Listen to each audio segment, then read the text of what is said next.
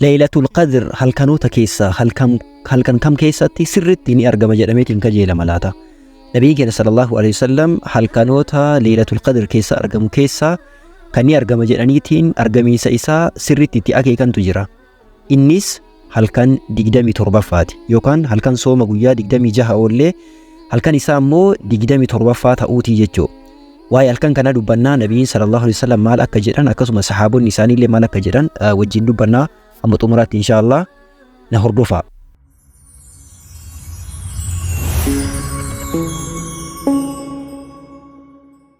Bismillahir Rahmanir Rahim. Assalamu alaikum warahmatullahi wabarakatuh. Halkan 27ffaa Ramadaana halkan 27ffaan Laylatul Qadr keessatti ni argama jedhameetiin possibilitiin guddaan ka keessa jiruudha jechuudha. Waa'ee halkan kana inshallah mee wajjin ilaalla. Jalqaba Laylatul Qadr yoom ta'a yoom argama ka jedhuufi yaa'u viidiyoo tokko ka zura dalagne keessatti illee dhimma kana bal'isnee wajjin ilaallee jirra. Hadiisa Nabiin keenya sallallahu alaihi wasallam dubbatan irratti hundaa'uudhaan Laylatul Qadr ni argama jedhameetiin yeroon inni yaadamu cimatti Ramadaana keessa kurnan boodaati.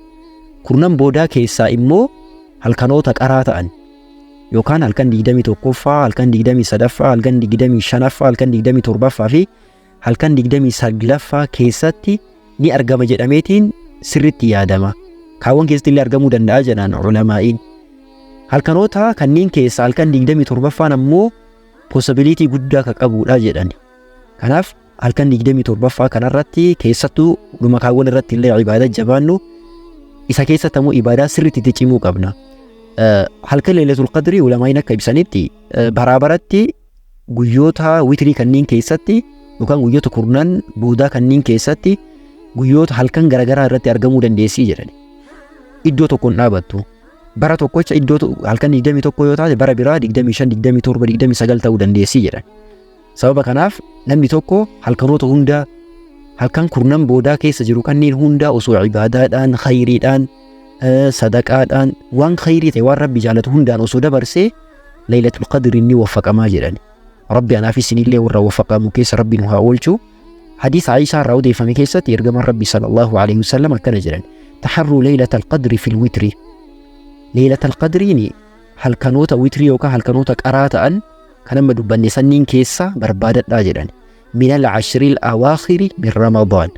Kurnan boodaa Ramadaanaa irraa kam keessa barbaadadhaa? Halkanoota qaraa yookaan halkanoota witrii ta'an san keessa barbaadadhaa jedhan Nabiyyiin sallallahu alaihi wasallam. Kanaaf halkanoota qaraa san ta'an sanniin keessa sirriitti barbaadachuu qabna. Waa'ee halkan 27ffaa mi'a ilaalu. Halkan 27ffaadhaa waan wal qabatu irratti sahaabota keessaa sahabaan cimaan Ubay ibn Ka'ab jedhamee beekamu maal jedhee dubbata? Wallahi inni la a'lamu ayya laylatin hiya. Wallahi Allahin kakadhee jedha. Halkan tam akka isiin taate ni beekaa jedha. Laylatul Qadri halkan tam akka isiin taate ni beekaa jedha. Hiya laylatul lati amarana biha Rasulullah sallallahu alaihi wasallam biqiyaamiha. Isiin halkan ergamaan Rabbi sallallahu alaihi wasallam isii keessa dhaabadhaa ibaadaa dalagaa jedhanii nu ajajaniidha jedha. Hiya laylatu sabihati 27. Isiin halkan bariin isii 27ffaa ta'ee jedhan yookaan halkan 27ffaa ka bariin isii sooma 27ffaa oolaniitii jedhee dubbata.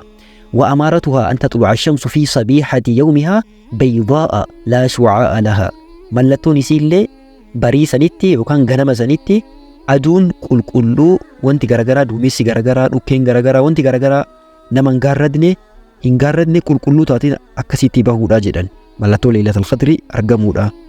Sababa kanaaf halkan 27ffaa kana keessa sirriitti jabaatuu qabna. Sahaabota illee kunoo yaada akkanaa qabanii halkan 27ffaa kana argamtii jechatu jira. Ibaadatti jabaatuu qabna, khayriitti jabaatuu qabna, sadaqaa haga dura kennan ol sirriitti sadaqatuu qabna. Quraana hanga dura qaraanu ol sirriitti moor qara'uu qabna. Zikrii hamma dura goonuu ol sirriitti godhuu qabna. Du'aa'ii hamma dura kadhannu ol sirriitti kadhatuu qabna jechuudha. Rabbiin nama Laylatul Qadriin waffaqamu anaaf isinillee Rabbiin haa taasisu. Khayrii isii keessa jiru nama argateetiin milkaahu anaaf isinillee Rabbi haa taasisu.